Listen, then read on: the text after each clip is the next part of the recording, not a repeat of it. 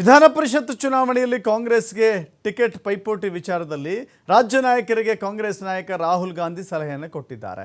ಪಕ್ಷದಲ್ಲಿ ನಿಷ್ಠೆಯಿಂದ ಕೆಲಸ ಮಾಡಿದಂಥವರು ಜೊತೆಗೆ ಕಾರ್ಯಕರ್ತರಾಗಿ ಈವರೆಗೂ ದುಡಿದಂಥವರಿದ್ದಾರಲ್ಲ ಅಂಥವರಿಗೆ ಅವಕಾಶ ಮಾಡಿಕೊಡಿ ಅಂತ ರಾಹುಲ್ ಗಾಂಧಿ ಒಂದು ಸಂದೇಶವನ್ನು ರವಾನೆ ಮಾಡಿದ್ದಾರೆ. ಪಕ್ಷದಲ್ಲಿ ಯುವ ಜನರಿಗೆ ಹೆಚ್ಚಿನ ಆದ್ಯತೆಯನ್ನು ಕೊಡಿ, ನಿಮ್ಮ ಹಿಂಬಾಲಕರಿಗೆ ಸ್ಥಾನಮಾನ ಬೇಡ, 2 ಬಾರಿ ಕೊಟ್ಟವರಿಗೆ ಮತ್ತೆ ಅವಕಾಶ ಬೇಡ, ಇದೆಲ್ಲ ಮಾನದಂಡದ ಮೇಲೆ ಪಟ್ಟಿ ಕಳಿಸ್ಕೊಡಿ ಅಂತ ಹೇಳಿ ರಾಹುಲ್ ಗಾಂಧಿ ರಾಜ್ಯ ನಾಯಕರಿಗೆ ಸಲಹೆಯನ್ನು ಕೊಟ್ಟಿದ್ದಾರೆ. ಎಲ್ಲರ ಒಪ್ಪಿಗೆಯ ಮೇಲೆ ಅಭ್ಯರ್ಥಿಗಳ ಆಯ್ಕೆಗೆ ಚಿಂತನೆ ನಡೀತಾ ಇದೆ.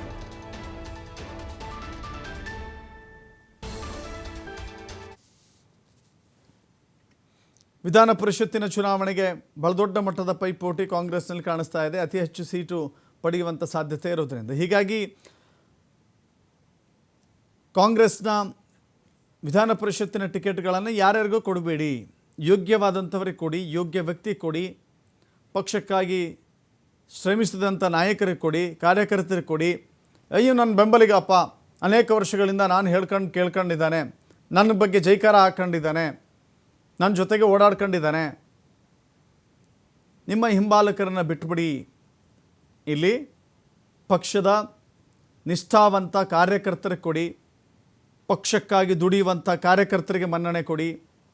ಮತ್ತು ಇನ್ನೊಂದು ಮಾತು ಹೇಳಿದಾರಂತೆ, 2 ಬಾರಿ ಯಾರು 2 ಬಾರಿ ಆಯ್ಕೆಯಾಗಿದ್ದಾರೋ ಮೇಲ್ಮನೆಗೆ ಅಂಥವ್ರಿಗೆ ಅವಕಾಶ ಬೇಡ, ಇನ್ನು ಕೆಲವರಿಗೆ ಅವಕಾಶ ಸಿಗಲಿ, ಸಿಕ್ಕಂಥವರಿಗೆ ಮತ್ತೆ ಅವಕಾಶಗಳು ಬೇಡ ಎಂಬ ಮಾತನ್ನು ರಾಹುಲ್ ಗಾಂಧಿ ಹೇಳಿದ್ದಾರೆ. ಮತ್ತಷ್ಟು ಮಾಹಿತಿ ನಮ್ಮ ಪ್ರತಿನಿಧಿ ಶಿವಕುಮಾರ್ ನೀಡ್ತಾರೆ. ಶಿವಕುಮಾರ್, ಕಾಂಗ್ರೆಸ್ನಲ್ಲಿ ಬಹಳ ದೊಡ್ಡ ಮಟ್ಟದ ಪೈಪೋಟಿ ಇದೆ, ಈ ಎಲ್ಲ ಮಾನದಂಡಗಳು ವರ್ಕೌಟ್ ಆಗುತ್ತಾ? ರಾಹುಲ್ ಗಾಂಧಿ ಹೇಳಿದಂಗೆ ಇಲ್ಲಿ ಆಯ್ಕೆ ಪ್ರಕ್ರಿಯೆ ನಡೆಯುತ್ತಾ ಅಂತ ಹೇಳಿ. ದಶರಥ್, ಪ್ರಸ್ತುತ ಈಗ 3 ಶಿಕ್ಷಕರ ಕ್ಷೇತ್ರ ಹಾಗೆ 3 ಪದವೀಧರ ಕ್ಷೇತ್ರಗಳಿಗೆ ಜೂನ್ 3ರಂದು ಚುನಾವಣೆ ನಡೀತಾ ಇದೆ. ಇದರ ನಂತರ ಜೂನ್ 13ರಂದು 11 ಜನ ನಿವೃತ್ತಿ ಆಗ್ತಾ ಇರುವಂತಹ ಮೇಲ್ಮನೆಯ ಸ್ಥಾನಗಳಿಗೂ ಕೂಡ ಚುನಾವಣೆ ಆಗ್ತಾ ಇದೆ. ವಿಧಾನಸಭೆಯಿಂದ ಮೇಲ್ಮನೆಗೆ ಆಯ್ಕೆಯಾಗುವಂತಹ ಸ್ಥಾನಗಳು ಈಗಾಗಲೇ ಕಾಂಗ್ರೆಸ್ಗೆ 135 ಸ್ಥಾನಗಳನ್ನ ಹೊಂದಿರೋ ಸೀಟುಗಳನ್ನ ಅಸೆಂಬ್ಲಿಯಲ್ಲಿ ಹೊಂದಿರೋದ್ರಿಂದ ಸಹಜವಾಗಿ 11ರಲ್ಲಿ 7 ಸ್ಥಾನಗಳನ್ನ ಗೆಲ್ಲಬಹುದು ಅನ್ನುವಂತ ಲೆಕ್ಕಾಚಾರಗಳಿದೆ.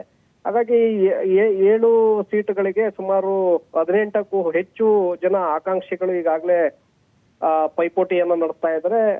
ಈಗಾಗಲೇ ಸಮುದಾಯವಾರು ಅವಕಾಶವನ್ನು ಮಾಡಿಕೊಡ್ಬೇಕು ಅನ್ನುವಂತಹ ಚರ್ಚೆಗಳು ಕೂಡ ರಾಜ್ಯ ಕಾಂಗ್ರೆಸ್ನಲ್ಲಿ ನಡೀತಾ ಇದೆ. ಇದರ ಹಿನ್ನೆಲೆಯಲ್ಲಿ ದೂರುಗಳು ಕೂಡ ಹೈಕಮಾಂಡ್ ತಲುಪಿದೆ. ಯಾಕೆಂದ್ರೆ ಪ್ರತಿ ಬಾರಿ 2 ಬಾರಿ ಕೊಟ್ಟವ್ರಿಗೂ ಕೂಡ ಅವಕಾಶವನ್ನ ಮಾಡ್ಕೊಡ್ಲಾಗತ್ತೆ. ಪದೇ ಅವ್ರಿಗೆ ಅವಕಾಶವನ್ನ ಮಾಡಿಕೊಟ್ರೆ ಪಕ್ಷದಲ್ಲಿ ನಿಷ್ಠಾವಂತರಾಗಿರುವಂತ ನಮಗೆ ಅವಕಾಶ ಮಿಸ್ ಆಗ್ತಾ ಇದೆ, ನಾವು ಯಾವ ಮಾನದಂಡದ ಅಡಿ ನಾವು ಕೆಲಸವನ್ನ ಮಾಡ್ಬೇಕು ಅನ್ನುವಂತ ಒಂದು ದೂರುಗಳು ಹೈಕಮಾಂಡ್ಗೆ ತಲುಪಿದೆ. ಸೊ ಹಾಗಾಗಿ ರಾಹುಲ್ ಗಾಂಧಿ ಅವರು ರಾಜ್ಯ ಉಸ್ತುವಾರಿ ರಣದೀಪ್ ಸಿಂಗ್ ಸುರ್ಜೇವಾಲಾ ಅವರ ಮೂಲಕ ಈಗ ರಾಜ್ಯ ಕಾಂಗ್ರೆಸ್ ನಾಯಕರಿಗೆ ಸೂಚನೆಯನ್ನ ರವಾನಿಸಿದ್ದಾರೆ. ಯಾವುದೇ ಕಾರಣಕ್ಕೂ ಪದೇ ಅವಕಾಶವನ್ನ ಮಾಡಿಕೊಟ್ಟಂತವ್ರಿಗೆ ಈ ಬಾರಿ ಅವಕಾಶವನ್ನ ಮಾಡಿಕೊಡ್ಬೇಡಿ, ಪಕ್ಷದಲ್ಲಿ ನಿಷ್ಠಾವಂತರಾಗಿರುವಂತ ಜೊತೆಗೆ ಯುವ ಜನರಿಗೆ ನೀವು ಹೆಚ್ಚಿನ ಅವಕಾಶವನ್ನ ಮಾಡಿಕೊಡ್ಬೇಕು ಅನ್ನುವಂತ ಸೂಚನೆಯನ್ನ ಈಗ ರಾಜ್ಯ ನಾಯಕರಿಗೆ ರವಾನಿಸಿದ್ದಾರೆ. ಈಗ ಬರುವಂತಹ 7 ಸ್ಥಾನಗಳಲ್ಲಿ ಕನಿಷ್ಠ 3-4 ಸ್ಥಾನಗಳನ್ನಾದ್ರೂ ಯುವ ಜನರಿಗೆ ಕೊಡಬೇಕು. ಪಕ್ಷದಲ್ಲಿ ನಿಷ್ಠಾವಂತರಾಗಿ ಯಾರು ಬೂತ್ ಮಟ್ಟದಲ್ಲಿ ಕೆಲಸವನ್ನ ಮಾಡ್ತಾ ಇದ್ದಾರೆ, ಸುದೀರ್ಘವಾಗಿ ಯಾವುದೇ ಪ್ರತಿಫಲಾಕ್ಷೆಯನ್ನ ಪಡೆದೇ ಇದ್ದಾರೆ, ಅಂತವರನ್ನ ಗುರುತಿಸಿ ಈ ಬಾರಿ ನೀವು ಅವಕಾಶವನ್ನ ಮಾಡ್ಕೊಡ್ಬೇಕು ಅನ್ನುವಂತ ಸೂಚನೆಯನ್ನ ಕೊಟ್ಟಿದ್ದಾರೆ. ಹಾಗಾಗಿ ಈಗ ಸಾಕಷ್ಟು 18 ಜನರಲ್ಲಿ ಹೊಸಬರು ಕೂಡ ಇದ್ದಾರೆ, ವಕ್ತಾರರು ಕೂಡ ಇದ್ದಾರೆ, ಮಾಧ್ಯಮ ವಕ್ತಾರರು, ಅದರ ಜೊತೆಗೆ ಬೂತ್ ಮಟ್ಟದಲ್ಲಿ ಕೆಲಸ ಮಾಡುವಂತವ್ರು ಕೂಡ ಇದ್ದಾರೆ.